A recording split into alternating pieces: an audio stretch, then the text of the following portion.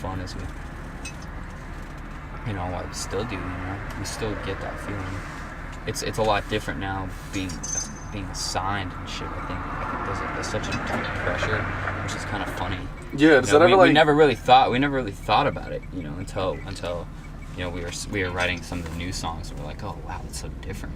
It's like, we're on Rise now, we gotta do this. And I mean, we still did shit the same. We still did it the same, but riding on the road, and that was a whole different thing. Is there more pressure for a follow-up now that you're signed? Oh, dude, are you serious, dude? That's the worst, dude. Like, sophomore album, dude, like your second album, like it's so scary because you don't know who forgets about you. You know what I mean? It's like you go through your emotions. That's why we want to make this really fast transition. Like, here's record number 2, like bigger and way better. It's gonna be a lot different. It's gonna be like, you know what I mean? Like this first album was all us just producing it and recording it in our bedroom. You know what I mean? Like, there was no studio. There was no fucking elaborate shit or whatever. There was no whatever. It was just all a Mac computer and a mixer and a mic. And I know a lot of artists like do that too. Like, a lot of different people do that as well. And they know probably like how it's not even hard. It's like it's just one of those things where it's like, obviously if we're gonna go work with a producer and work in a studio, it's gonna be a lot different. You know what I mean? Yeah. Music's gonna come out differently. It's gonna be more mature, more like, maybe not even more mature, just more how we've been growing. Yeah. Because honestly, I'm not a very mature person. I'm not. I'm not. Now, last time I interviewed you guys, we were talking about what the song "Don't Forget to Lock the Doors" was about. Yeah. So I gotta know, what does the song "Put Some Clothes On" about? Put Some Clothes On? That song, actually, like, when we were writing it, we just kind of were just like, well, let's kind of create an idea, and let's work off of it and kind of make it like about something that we know.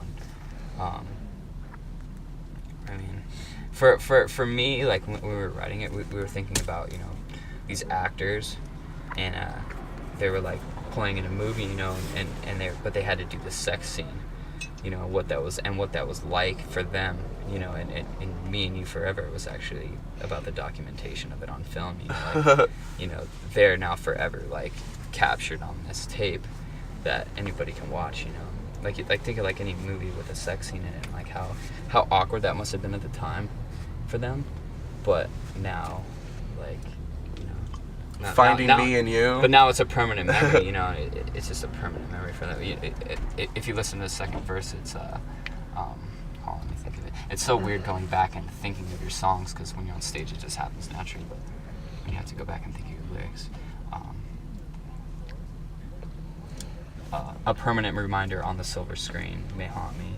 This tape is rolling. Now it makes sense. I was wondering where all these silver screen things came from. It was like, that's not even like what I had in my head when I listened to that song. But you know how many guys you got laid for like them putting on that song to a girl? Yeah. Like, oh, Me and You Forever. Yeah. And it's going from inspiration for being in like a love scene. I love it. That's so sick. I mean, there's also like the lyric. It's safe to say that Hollywood's got me.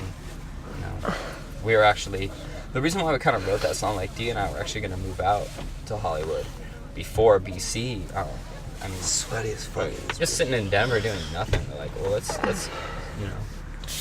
like, David was going to do that, and I was like, well, dude, I'm down to do that too. I mean, we had nothing happening back home. This kind of started happening, so we're just like, well, let's just stay here. Yeah, I kind of definitely took us to change our plans, but so I don't know. It's cool. It's cool that that was a memory for us to have. For sure. Yeah. Now, you guys being on Delicious Tour, and in the spirit of being delicious, what do you think is like the one delicious moment that you've had on this tour? Whether it be whatever it is. Between getting kicked out of venues, or getting alcohol tickets, or wrecking into cars, or fucking... I don't know, my memory right now is actually like the video that we did. Yeah, we just did a video yesterday, and that was really fun. I mean, my best memory with all the bands was in Sacramento, because our manager, Eric Russian, came out, and he actually manages 2 of the other bands on this tour as well.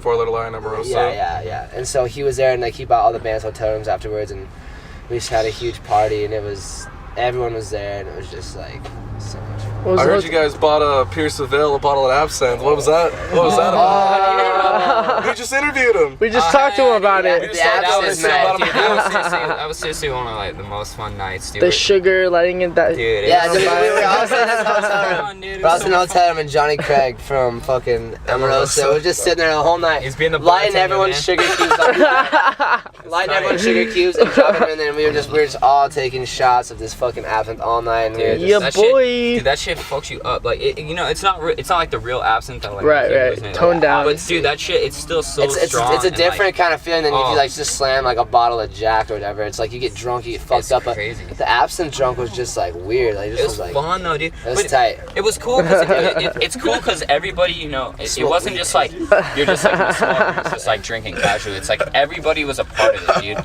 like everybody was just a part of like this drinking session. And Drinking we just, community we just of go around. absinthe. We just go around. Everyone, yeah. We'd all watch it flame, and then we fucking make It was drink just and so we much fun because we it all wasn't had like a little yeah, turn, it's it like was sick. each person just went one at a time, and like everyone would be like, oh yeah, like cheering afterwards. It's like the thing. It's like, you know what I mean. You pour like the water on the ice cube and it melts and you light it on fire, or I mean the sugar cube, light it on fire. It's like this. It's like a fucking process to take the shot, and then when you do it, it's just like everyone like it tastes like shit though.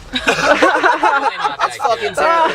It's like the nastiest. It's like the nastiest flavored alcohol mixed with Well, a it's little bit black of water liquor. and a sugar cube. Well, it's like, black it's licorice. not- You know? It's like And then you super, light it on super black fire licorice. and- Yeah, you light the sugar cube on fire and it melts the sugar and Yeah, like crystallizes it. like you have like a spoon that lays over the glass, and then you put the cube on it, and then you pour the absinthe. It really over looks the like you're cube, and like then you light the melting cube. like meth just to like inject it. That's what it looks like. Yeah, it Like, really you're doesn't- melting a little block of like white like cubes. Like you're just How melting it exactly on a would you know this, spoon. David? movies. Nah. Oh, okay. All right. No way, dude. I stay away from meth, Fuck man. that shit. That shit fucks you up. Yeah, no way. Fuck Scene that. TV's not I've down never with even meth. seen No it. way, dude. I don't even want to be around anything like that. Yeah, that's just Not even- gnar bones. We're editing that out. Yeah, fuck yeah. that. The fuck that. Thank you. So what is next for Breathe Carolina? You guys already like talking about a release date. What's next? You guys got another tour coming up? Yeah, man. We have a couple. We have a lot of big things happening next year, which is crazy for us. You know, like this whole year was just kind of, you know, starting our tours, you know, getting into the tour mode, and then next year like we're diving into it heavy. Like we're doing Take Action tour. It's our first tour of the year. It's coming from February to March. It's with Cute Is What We Aim For, Megan Dia, Ann Arbor, and Every Avenue, which we're really excited for because we just did a tour with them and we love those guys. They're fucking amazing people. And then we're supposed to be doing the whole Warped Tour next year. Oh. So